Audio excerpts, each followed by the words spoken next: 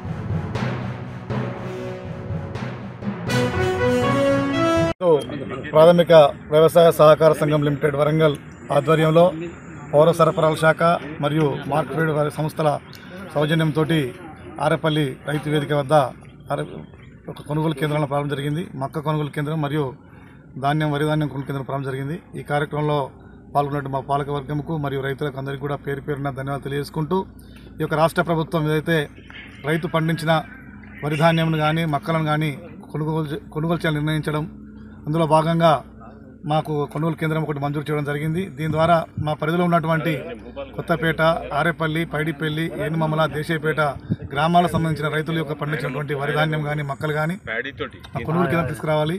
వారు తీసుకొచ్చినప్పుడు మాత్రము ఈ యొక్క సరైనటువంటి తేమ చూసుకొని ఎలాంటి డస్ట్ లేకుండా తీసుకురాస్తే ఇక్కడ వాళ్ళకు సరిగా మద్దతు ధరతోటి కొనుగోలు చేయడం జరుగుతుంది. వరి ధాన్యమును 1962 రూపాయలుగా ప్రభుత్వం నిర్ణయించడం జరిగింది. అలాగే మక్కలను 2060 రూపాయలుగా ఏ గ్రేడ్ వరి ధాన్యానికి మద్దతు ధర నిర్ణయించడం జరిగింది. ఈ రకంగా మన రాష్ట్ర ప్రభుత్వం ఏదైతే రైతులను ఆదుకోవడం కోసం ఏదైతే వాళ్ళకు ఉచిత విద్యుత్ కానీ పంట సహాయం కానీ చేసుకుంటూ కూడా ఆ పండిన పంటను కూడా ఈరోజు రైతుకు ఎలాంటి ఇబ్బంది లేకుండా కొనుగోలు చేయడం జరుగుతుంది. అకాల వర్షాల ద్వారా తడిసినటువంటి ధాన్యంను పూర్తిగా కూడా రాష్ట్ర ప్రభుత్వమే కొనుగోలు చేయడానికి సిద్ధంగా ఉంది. తప్పనిసరిగా ఆ ధాన్యంని రైతు ఎదురపడకుండా ఆరబెట్టుకొని కొనుగోలు కింద తీసుకొస్తే తప్పకుండా కొనుగోలు చేస్తామని సందర్భంగా తెలియజేసుకుంటున్నాం. ఈ యొక్క పాల్గొన్నటువంటి మా పాలక వర్గంకు మరి రైతులకు రైతు కోట్లందరికీ కూడా పేరు పేరున తెలియజేసుకుంటూ ప్రతి ఒక్క రైతుకు నేను తెలియజేయగా ప్రతి ఒక్కరు కూడా తీసుకొచ్చేటప్పుడు వ్యవసాయ శాఖ వాళ్ళు సూచించిన నాణ్యతా ప్రమాణాల ప్రకారంగా కొనుగోలు కేంద్రానికి తీసుకురావాల్సింది కోరుకుంటున్నాను. రైతుకు 11 కిలోలు తగ్గిస్తున్నారని రైతులు వాపోతున్నారు. అలాంటి అపవాదులు అలాంటిది ఇక్కడ ఏం లేదు.